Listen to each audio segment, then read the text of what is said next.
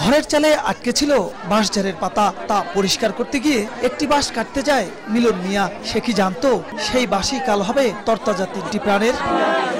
বৃহস্পতিবার বিকেলে গাইবান্ধার সাঘাটা উপজেলার কামালেপাড়ায় নিজ ঘরের টিনের চালের উপর থেকে বাঁশঝাড়ের ময়লা পরিষ্কার করছিলেন মিলন মিয়া। এ সময় চালের উপর থাকা একটি বাঁশ কাটতে যায় সে। আগে থেকে বিদ্যুতায়িত হয়ে থাকা পাশের একটি চালে পড়ে যায় বাঁশটি। পরে মিলনের দাঁড়িয়ে থাকা চালও বিদ্যুতায়িত হয়ে আটকে যান তিনি। চিৎকার শুনে চাচা আফজাল ও চাচাতো ভাই মোশাররফ মিলনকে বাঁচাতে গেলে তারাও বিদ্যুৎপৃষ্ট হয়ে পড়েন। এ সময় তাদেরকে দেখে আরেকজন মই নিয়ে চালে উঠতে গিয়ে শক্ট হয়ে মাটিতে পড়ে যান। পরে গুরুতর অবস্থায় 3 জনকে উদ্ধার করে উপজেলা স্বাস্থ্য কমপ্লেক্সে নিলে চিকিৎসক তাদের মৃত ঘোষণা করেন। পঞ্চা কাঠে আরেক ঘরের চালে যাই মাত্র গেছে, একজন পড়ে গেছে। পড়ে যাওয়ার পরে আরেকজন গেছে বাঁচাতে, হেও পড়ে গেছে। আরেকজন গেছে বাঁচাতে, হেও পড়ে গেছে। ঝাঁকি বাড়তেছে শরীর।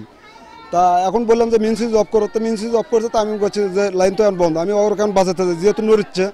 যখনই আমি বাঁচাতে যখনই আমি উঠে ধরছি ট্রেনের চালে, তখন আমাকে ধরে ফেলা। মাগো করে উঠে সবাই চিল্লি করতে উঠি মারা গেছে।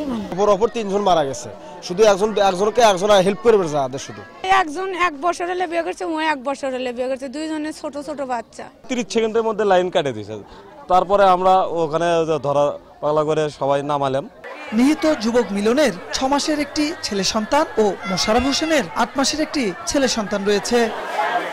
বিপ্লব ইসলাম, সময় সংবাদ, গাইবান্ধা।